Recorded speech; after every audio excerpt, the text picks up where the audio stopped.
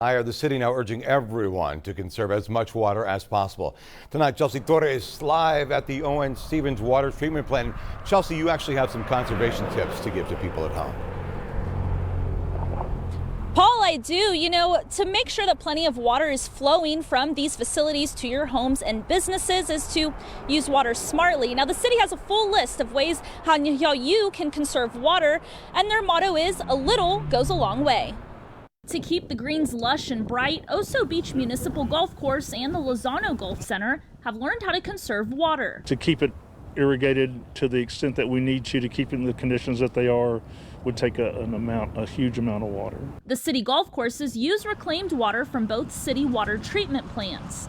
Fills our tanks, and then we use the tanks to irrigate the course. That's one way to conserve water. Gill's Landscape Nursery has a few other conservation tips for residents. What we recommend as a good general practice for watering your lawn and watering your plants that are planted in the ground once a week, that's actually a good practice all year round. You should also monitor how much water you use. Overwatering can cause fungus in the ground.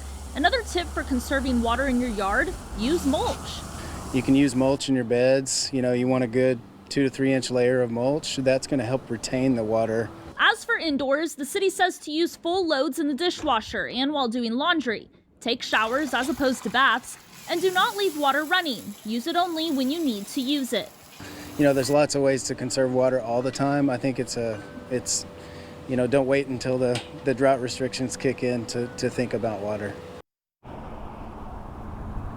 Now, the city of Corpus Christi, of course, will be monitoring these water levels closely, but City Manager Peter Zanoni says that it could be up until April or May until those water levels climb to where they need to be. Reporting from the O.N. Stevens Water Treatment Plant, Chelsea Torres.